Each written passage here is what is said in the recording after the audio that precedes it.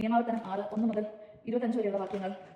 സുപ്രധാനമായ കൽപ്പന. നിങ്ങൾ അവകാശമാക്കാൻ പോകുന്ന ദേശത്ത് അനുഷ്ഠിക്കേണ്ടതിന് നിങ്ങളെ പഠിപ്പിക്കാൻ നിങ്ങളുടെ ദൈവമായ കർത്താവ് എന്നോട് ആജ്ഞാപിച്ച കൽപ്പനകളും ചട്ടങ്ങളും നിയമങ്ങളും ഇവയാണ്. നിങ്ങൾ നിങ്ങളുടെ മക്കളും മക്കളുടെ മക്കളും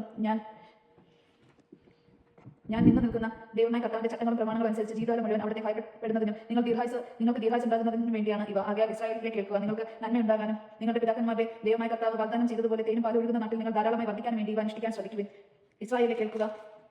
നമ്മുടെ ദൈവമായ കർത്താവ് ഒരേ ഒരു കർത്താവാണ്. നിങ്ങളുടെ ദൈവമായ കർത്താവിനെ പൂർണ്ണ ഹൃദയത്തോടും പൂർണ്ണ ആത്മാവോടും പൂർണ്ണ ശക്തിയോടും കൂടി സ്നേഹിക്കണം. ഞാൻ ഇന്ന് കൽപ്പിക്കുന്ന ഈ വചനങ്ങൾ നിങ്ങളുടെ ഹൃദയത്തിൽ ഉണ്ടായിരിക്കണം. ജാഗരൂകതയോടെ അവ നിങ്ങളുടെ മക്കളെ പഠിപ്പിക്കണം. വീട്ടിലിരിക്കുമ്പോൾ, യാത്ര ചെയ്യുമ്പോൾ, കിടക്കുമ്പോൾ, എഴുന്നേൽക്കുമ്പോൾ അവയെപ്പറ്റി സംസാരിക്കണം. അവ കയ്യിൽ ഒരു അടയാളമായും നെറ്റിത്തടത്തിൽ പട്ടയായി അണിയണം. അവ നിങ്ങളുടെ വീടിന്റെ കട്ടിൻ കാലുകളിൽ പോലും വാതിൽമേൽ പോലും എഴുതണം. നിങ്ങളുടെ ദൈവമായ കർത്താവ് നിങ്ങൾക്ക് തരുമെന്ന് നിങ്ങളുടെ പിതാക്കന്മാരായ അബ്രഹാം, ഇസഹാക്ക്, യാക്കോബ് എന്നിവരോട് ശബ്ദം ചെയ്ത നാട്ടിലേക്ക് നിങ്ങളെ കൊണ്ടുവന്ന് നിങ്ങൾ പണിയാത്ത വിശാലവും മനോഹരമായ നഗരങ്ങളും നിങ്ങൾ നിറയ്ക്കാത്ത വിശിഷ്ട വസ്തുക്കൾ കൊണ്ട് നിറഞ്ഞിരിക്കുന്ന വീടുകളും നിങ്ങൾ കുഴിക്കാത്ത കിണറുകളും നിങ്ങൾ നട്ടുപിടിപ്പിക്കാത്ത മുന്തിരിത്തോട്ടങ്ങളും ഒലിവ് മരങ്ങളും നിങ്ങൾക്ക് നൽകുകയും നിങ്ങൾ ഭക്ഷിച്ച സംതൃപ്തരാകുകയും ചെയ്യുമ്പോൾ നിങ്ങളെ അടിമത്തത്തിന്റെ ഭവനത്തിൽ നിന്ന് കൊണ്ടുവന്ന കർത്താവിനെ മറക്കാതിരിക്കാൻ സൂക്ഷിച്ചുകൊള്ളുക. നിങ്ങളുടെ ദൈവമായ കർത്താവിനെ ഭയപ്പെടുകയും അവിടുത്തെ സേവിക്കുകയും ചെയ്യണം. അവിടുത്തെ നാമത്തിൽ മാത്രമേ സത്യം ചെയ്യാവൂ. നിങ്ങളുടെ ചുറ്റുമുള്ള ജനതകൾ സേവിക്കുന്ന അന്യ ദൈവന്മാരെ നിങ്ങൾ സേവിക്കരുത്. സേവിച്ചാൽ അവിടുത്തെ കോപം നിങ്ങൾക്കെതിരായി ജ്വലിക്കുകയും നിങ്ങളെ ഭൂമുഖത്തിൽ നിന്ന് നശിപ്പിച്ചു കളയുകയും ചെയ്യും. എന്നാൽ നിങ്ങളുടെ മധ്യവസിക്കുന്ന നിങ്ങളുടെ ദൈവമായ കർത്താവ് അസഹിഷ്ണുമായ ദൈവമാണ്.